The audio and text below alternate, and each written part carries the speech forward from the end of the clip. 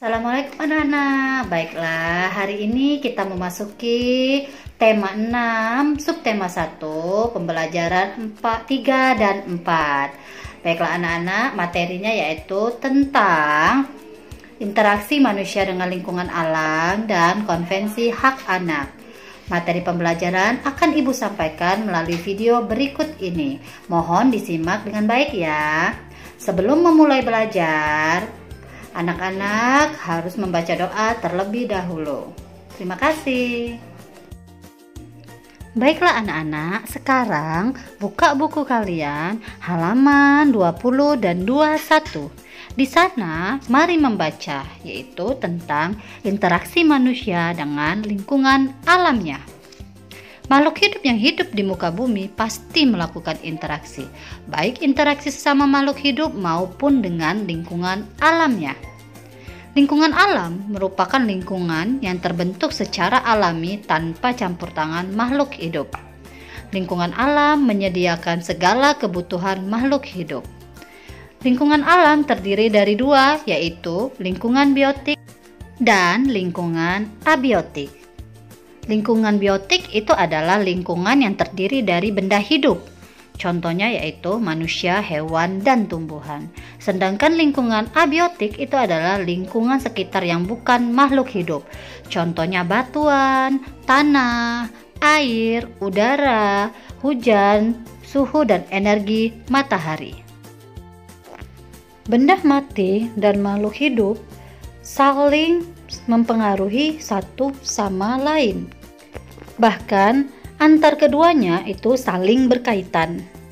Salah satu bentuk hubungan keterkaitan antara benda mati atau abiotik dengan makhluk hidup yaitu biotik adalah jenis tanah, suhu, dan curah hujan di suatu tempat dapat mempengaruhi tumbuhnya tumbuhan dan perkembangan hewan di daerah tersebut. Selain itu, makhluk hidup atau lingkungan biotik juga dapat mempengaruhi benda mati atau lingkungan abiotik, yaitu daerah yang masih banyak tumbuhan atau pohon-pohon dapat menyebabkan lingkungan di daerah tersebut menjadi sejuk, dan daerah tersebut juga memiliki air tanah yang berlimpah dan baik. Bagaimana dengan manusia? Hubungan manusia dengan lingkungan dikelompokkan menjadi dua. Pertama, hubungan yang membuat manusia dapat menyesuaikan diri dengan alamnya.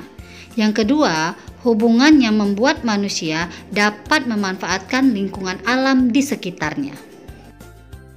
Salah satu cara manusia dapat menyesuaikan diri dengan lingkungan alamnya, yaitu dengan mempelajari peristiwa alam di lingkungannya.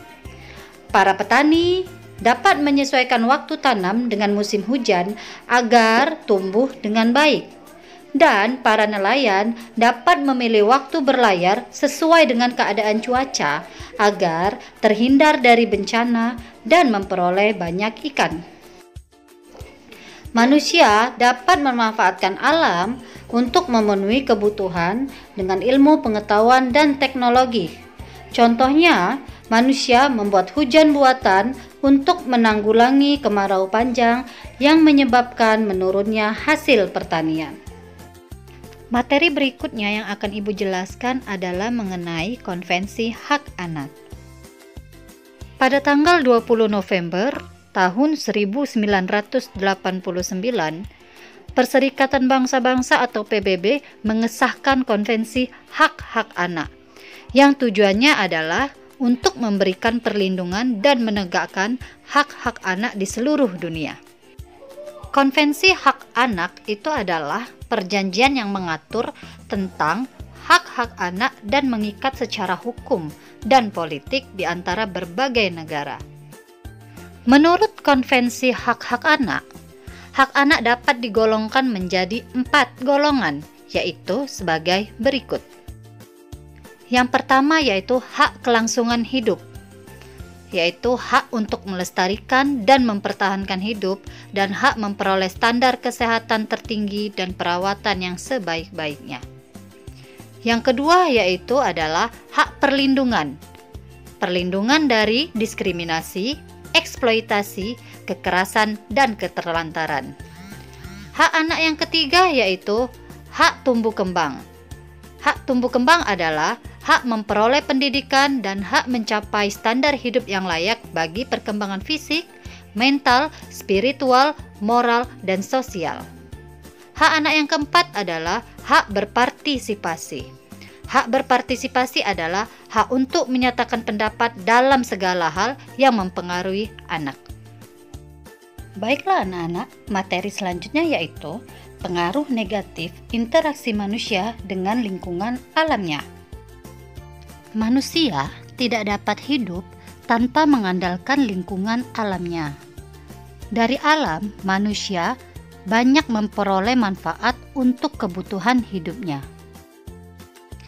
yaitu pertanian, perkebunan, perikanan, dan peternakan merupakan bentuk-bentuk interaksi manusia dengan lingkungan alamnya untuk memenuhi kebutuhan hidupnya.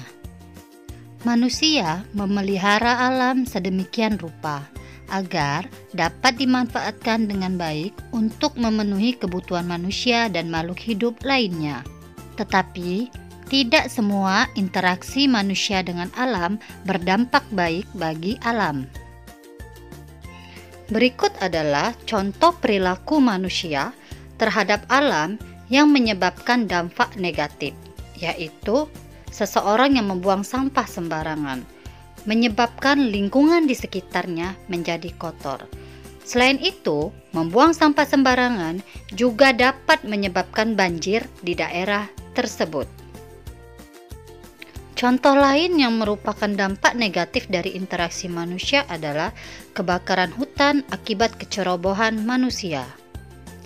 Selain itu juga, akibat dari pengundulan hutan, penebangan hutan secara liar juga dapat menyebabkan tanah menjadi longsor. Materi selanjutnya adalah mengenai hak siswa dan kewajiban siswa sebagai pelajar. Ayo anak-anak sekarang buka buku kalian halaman 37, mari membaca, yaitu kewajiban sebagai pelajar. Apa itu hak? Hak adalah sesuatu yang secara mutlak kita miliki sejak lahir dan penggunaannya tergantung pada kita sendiri.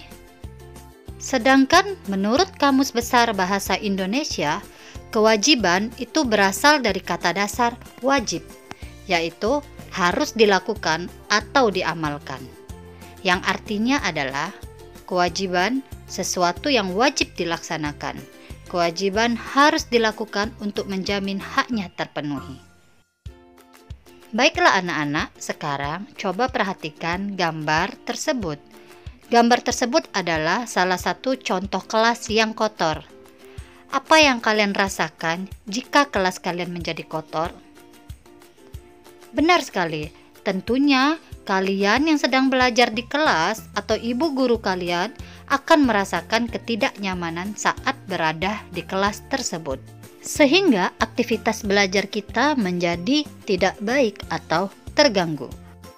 Hak siswa adalah mendapatkan pendidikan yang layak. Tetapi pada saat yang sama, siswa juga mempunyai kewajiban yang harus dilaksanakan dengan baik seperti menjaga sarana dan prasarana sekolah, membuang sampah pada tempatnya, melaksanakan tugas piket kelas sehingga hak anak terpenuhi. Sebaliknya, jika siswa tidak melaksanakan kewajiban dengan baik, maka sarana belajar siswa akan rusak dan mengganggu kegiatan belajar mengajar siswa tersebut. Berikut adalah beberapa contoh kewajiban siswa di sekolah, yaitu belajar dengan tekun, menghormati guru, dan menaati tata tertib atau peraturan di sekolah.